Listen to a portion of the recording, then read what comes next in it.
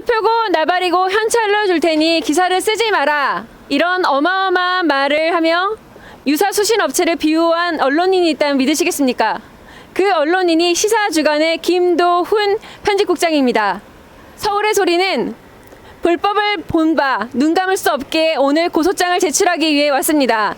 그러면 당사자인 서울의 소리 백은종 편집인께 마이크를 넘기겠습니다. IDS 홀딩스 김성훈이 이제 제2의 조이팔이라는 정도의 큰 사기를 친 사기꾼입니다. 그런데 그 김성훈이 사기를 치게 도와준 게 바로 언론이었다는 겁니다.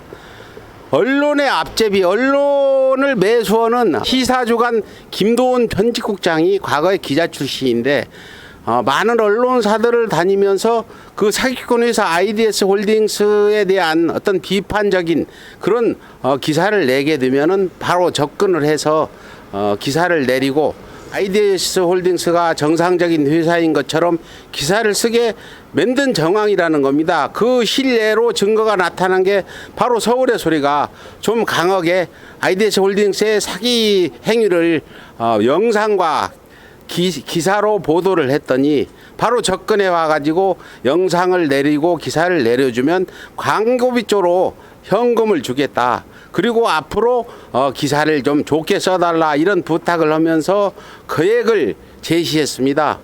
그 당시 서울의 소리는 IDS 홀딩스가 과연 이렇게 큰 사기를 치는 사기꾼 회사인지는 확정을 갖지 못해서 바로 법적 조치를 하지 못했습니다만은 그 후에 한 3개월 지난 후에 김성훈이 구속되면서 IDS 홀딩스가 13,000여 명의 피해자와 1조 이상의 피해를 낸 어마어마한 사건으로 발전되면서 저희는 이 사건의 원인이 언론에도 있다.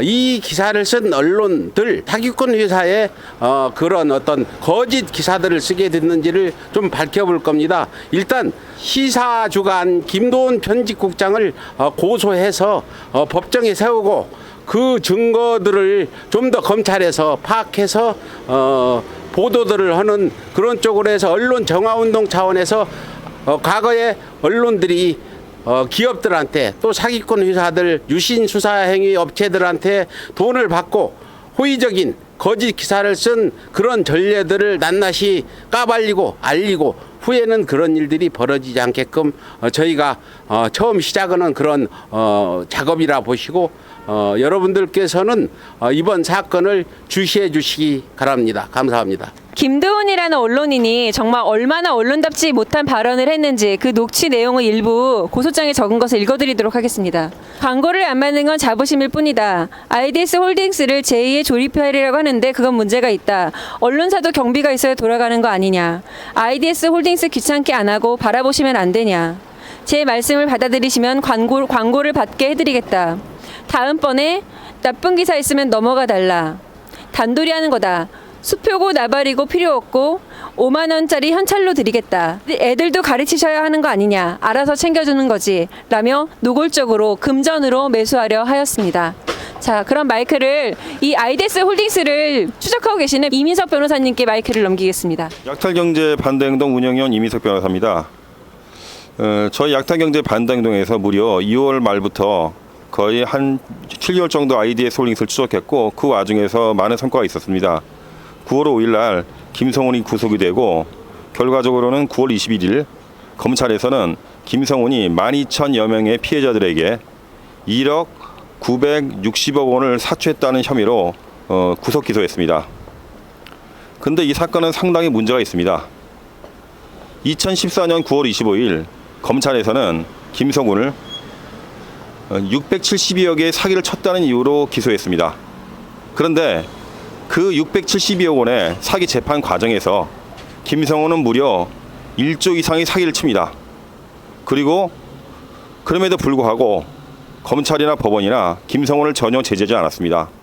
이 김성훈의 1조 원의 사기 행각은 결과적으로는 검찰과 법원의 무관심이 만들어낸 대형 사기 사건이었습니다. 그런데 이런 대형 사기 사건에 조력한 것은 단순히 법원 검찰뿐만 아닙니다. 역시 언론인도 있습니다. 작년부터 언론에서는 간간히 IDS 홀딩스가 재판을 받으면서도 사기를 치고 있다고 보도했습니다. 그리고 또한 그걸 보도하는 기자들도 많이 있었습니다. 기자 중에 한 명은 IDS 홀딩스를 집중 취재하는 과정에서 IDS 홀딩스 관계자들로부터 폭행을 당하기도 했습니다. 그래서 그 기자는 그 폭행당한 기사를 데스크 허락을 받고 올렸는데 올린 지 얼마 안 돼서 그 기사가 다시 삭제되는 그런 일이 있었습니다. 그런데 이런 식으로 올린 기사가 삭제되는 일은 꽤 있었습니다. 이것은 그 배우에 분명히 IDS 홀딩스에 어떤 공작이 있었다고 생각할 수밖에 없습니다. 그리고 올해도 비슷한 일이 있었습니다. 3월 16일 날 국회에서 IDS 홀딩스 때문에 간담회가 열렸는데 그 당시 올라온 기사 2개였습니다. 근데 그 중에 기사 중에 한 개는 올라온 지 불과 2시간 만에 삭제되는 그런 일이 있었습니다. 이런 식으로 언론에서 엄청나게 로비가 있다는 것은 우리가 추측을 했습니다. 그렇지만 서울의 소리의 사례를 통해서 구체적으로 확인된 건 처음입니다. 아까 그 읽은 그 녹취록 내용을 들어봤는데 굉장히 황당한 내용이 많았습니다. 언론사도 먹고 살아야 되는 게 아니냐. 그리고 그렇기 때문에 현금이고 나발이고 돈을 갖다가 만들어 주겠다. 이런 식으로 하면서 서울의 소리 기사를 내리려고 그랬습니다. 저는 생각해 봤습니다. 이런 식으로 IDS 홀딩스가 언론사에 접근한 건 굉장히 많았을 겁니다. 그 와중에서 용감한 기자들은 거부했고 또 어떤 데서는 그 말을 듣고 기사를 갖다 내리기도 했을 겁니다. 단적인 예를 좀 들어보겠습니다.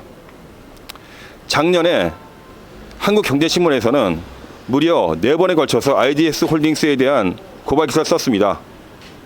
그런데 한국경제신문에서는 올해 9월 초경 김성훈이 대법원에서 유죄 확정 판결 받은 그 다음 날 정도에 IDS 홀딩스를 홍보하는 기사를 썼습니다.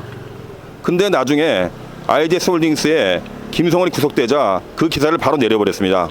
조그만 언론사, 시시한 언론사만 이런 식으로 IDS 홀딩스에 입김이 작용하는 것이 아닙니다. 한국경제도 마찬가지였습니다. 이 IDS 홀딩스는 갖가지 언론에 로비를 통하고 아니면 압력을 집어넣어서 기사를 내리고 아니면 홍보 기사를 쓰게 했습니다. 지금도 인터넷 게시판에 IDS 홀딩스를 치면 IDS 홀딩스에 대한 찬양 기사가 상당히 많이 볼 수 있습니다. 그렇지만 우리 서울의 소리는 제가 알기로는 진보 언론이고 그리고 철저하게 진실을 밝히는 언론으로 알고 있습니다. 그런데 IDS 홀딩스의 유사수신 사기꾼들이 이런 진보 언론, 응징 언론을 상대로 로비를 하려다가 이번에 발각이 된 겁니다. 이번 기회에 IDS 홀딩스의 언론에 대한 공작을 철저히 밝혀주시고 그리고 앞으로 언론이 돈에 좌우되지 않고 압력에 좌우되지 않는 진정한 언론이 될 수 있도록 부탁드립니다. 예, 이상입니다.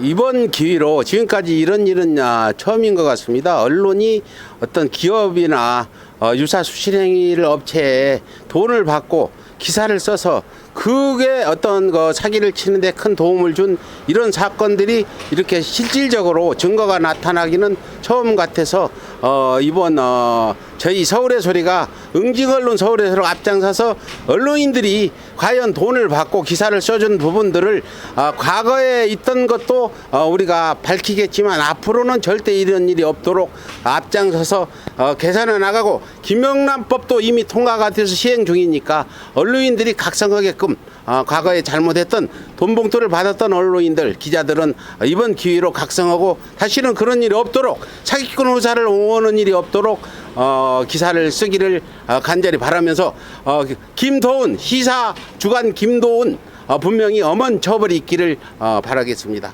감사합니다.